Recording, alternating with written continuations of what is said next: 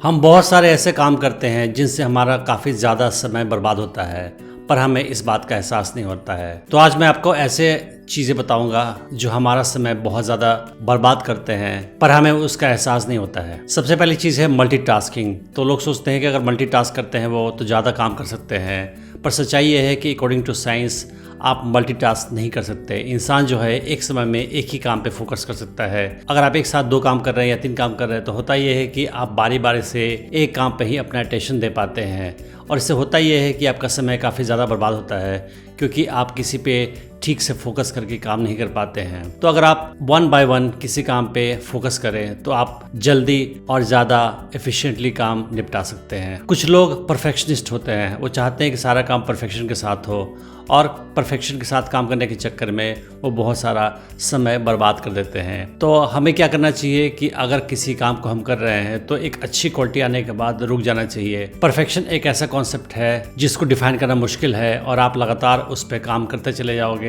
और समय आपका बर्बाद होगा। तो एक अच्छी लेवल की क्वालिटी आने के बाद हमें उस काम को रोक देना चाहिए। बहुत सारे लोग डिसऑर्गेनाइज होते हैं और किसी काम को ऑर्गेनाइज्ड वे में नहीं करते हैं, जिससे उनका काफ़ी ज़्यादा समय बर्बाद हो जाता है। तो किस काम को कैसे ऑर्गेनाइज्ड वे में करते हैं, कौन सी चीज़ को कहाँ रखते हैं, अगर आप इस चीज़ को अच्छी तरह से सीख लोगे तो आप बहुत सारा समय बचा लोगे। हम लेस प्रायोरिटी वाले काम पे बहुत ज़्यादा समय वेस्ट कर देते हैं और इम्पोर्टेंट चीज़ों पे ध्यान दे नहीं पाते हैं। तो आवश्यक है कि आप अच्छी तरह से समझें कि कौन काम आपके लिए ज़्यादा प्रायोरिटी का है और उसको पहले करें और उस पर ज़्यादा फोकस करें, फिर आप समय बर्बाद होने से रोक सकते हैं। अगर आप बहुत सारा काम ले लेते हैं और उसको आप करने में स्ट्रगल करते हैं तो ये बहुत ज़्यादा समय आपका वेस्ट करता है। तो आपको उतना ही काम एक्सेप्ट करना चाहिए जितना आप प्रॉपर्ली कर सके, एफिशिएंटली कर सकें और टाइमली मैनर में कर सकें। अगर उससे ज़्यादा काम आपको मिलता है तो आप नो कहना सीखें। फिर क्या होगा कि आपके पास पर्याप्त काम होगा जिसको आप एफिशिएंटली सही टाइम पे पूरा कर पाएंगे। आपने ऐसे बहुत सारे लोगों को देखा होगा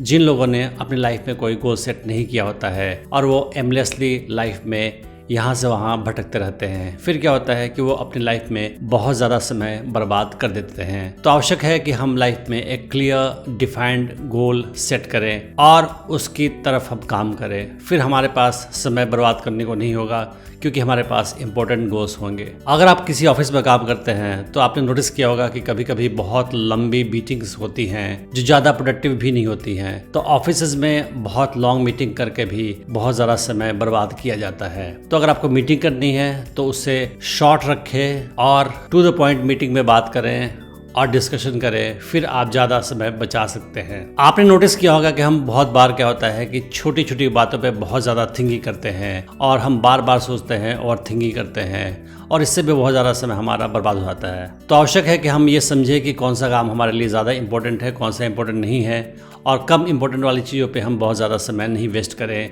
और जल्दी से कोई फैसला ले लें। आज के स्मार्टफोन के ज़माने में बार बार ईमेल्स आते रहते हैं और बहुत बार हम बार बार चेक भी करते रहते हैं। ये हमें अपने काम से डिस्ट्रैक्ट भी करता है और हमारा बहुत ज़्यादा समय भी वेस्ट करता है।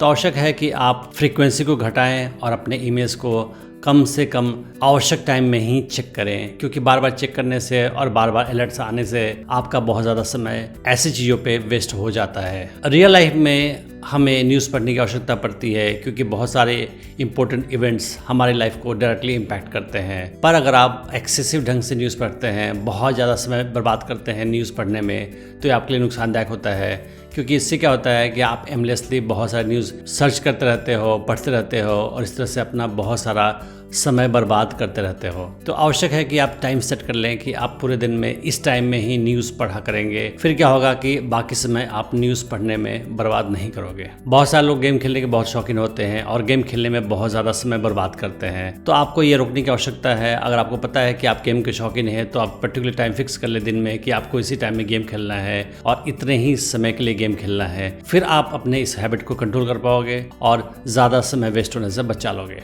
आपने बहुत सारे लोगों को देखा होगा जो टीवी देखने में या ऑनलाइन OTT प्लेटफॉर्म्स के शोज देखने में बहुत ज़्यादा समय बर्बाद करते हैं। तो ये काफ़ी एडिक्टिव भी होता है और बहुत सारे नॉन स्टॉप शोज आते रहते हैं जो हमारे अटेंशन को ग्रैब करते हैं। पर अगर आप इसके एडिक्शन के शिकार हो जाओगे तो आप बहुत ज़्यादा समय वेस्ट करोगे शोज़ देखने में, क्योंकि शोज़ की कोई कमी नहीं होती है, नॉन स्टॉप नए शोज़ आते रहते हैं और आप बहुत ज़्यादा समय अपना वेस्ट करोगे ऐसे शोज़ देखने में। तो आवश्यक है कि आप अपने एडिक्शन को कंट्रोल करो और लिमिटेड समय में ही आप ऐसे शोज़ देखो ताकि आप ज़्यादा समय बर्बाद होने से रोक सको। आखिर में सबसे इम्पोर्टेंट चीज़ ये है कि सोशल मीडिया पे बहुत ज़्यादा लोग बहुत ज़्यादा समय बर्बाद करते हैं। तो आवश्यक है कि आप अपने सोशल मीडिया यूज़ करने की हैबिट को कंट्रोल करें और कम से कम अपना समय वेस्ट करें, क्योंकि एज ए कंज्यूमर आप सोशल मीडिया का इस्तेमाल करते हो तो आपको ज़्यादा फायदा नहीं होता है बल्कि आपका समय वेस्ट होता है। आपको एंटरटेनमेंट जरूर मिलता है पर आपका समय भी बहुत ज़्यादा वेस्ट हो जाता है। तो आवश्यक है कि आप सोशल मीडिया के यूज़ को भी लिमिटेड करें। पूरे दिन में किसी खास टाइम में किसी खास समय तक के लिए ही